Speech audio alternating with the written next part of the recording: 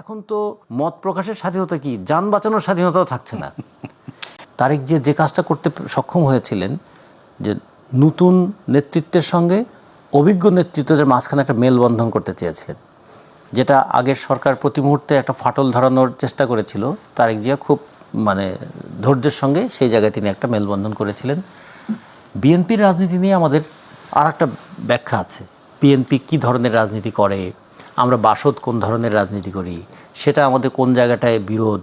আমাদের গণতান্ত্রিক আন্দোলনের ক্ষেত্রে কোনো কোনো জায়গায় আমাদের মিল ছিল, বিশেষ করে আমরা স্বৈরাচারী সরকারের বিরুদ্ধে লড়াই করার ক্ষেত্রে আমাদের মধ্যে মিল ছিল, যেটা আমরা একসময় এরশাদ স্বৈরাচারের বিরুদ্ধে, এরশাদ যখন 86-এর নির্বাচনটা দিতে গেল, সেই সময় আমরা কিন্তু 15 দল থেকে 5 দল বেরিয়ে এসেছিলাম, বাসদ সহ বেরিয়ে এসে আমি বলছিলাম যে এরশাদের অধীনে কোনো নির্বাচন হতে পারে না এবং আমরা এরশাদকে কোনোভাবেই বৈধতা দেব না।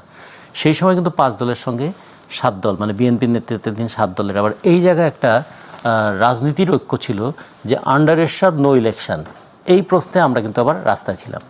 ঠিক তেমনি ওই 2014 সালের নির্বাচনের পরে ওই নির্বাচনকে প্রতিহত করা বা ওই নির্বাচনকে প্রতি মুহূর্তে এটা নির্বাচনের নামে যে জনগণের সঙ্গে একটা কত বড় দুর্বিষহ প্রতারণা করা হয়েছে, সেই কথার ক্ষেত্রে কিন্তু আমাদের বাসদের সঙ্গেও আবার বিএনপির একটা রাজনৈতিক একটা মিল ছিল।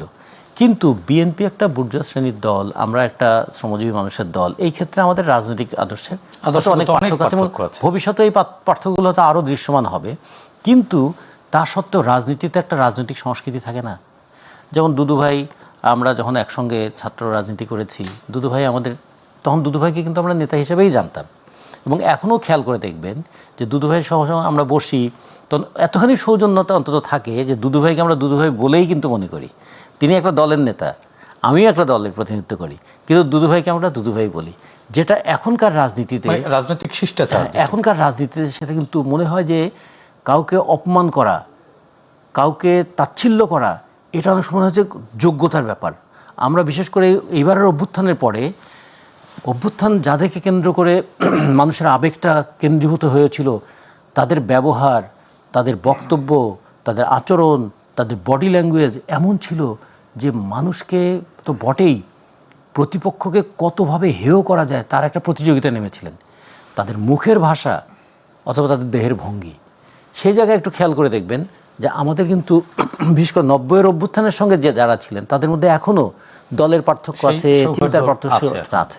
আমরা মনে করি যে তারেক যে এই দিকটাতে একটু খেয়াল রাখবেন যে রাজনীতিতে বিরোধ থাকবে, রাজনীতিতে প্রতিপক্ষ থাকবে, কিন্তু প্রতিপক্ষতা কখনো যেন প্রতিহিংসার রূপ না নেয়, যেন যে কোনো অপোজিশনকে অ্যানিহিলেশনের জায়গায় নিয়ে দেওয়া না যায়।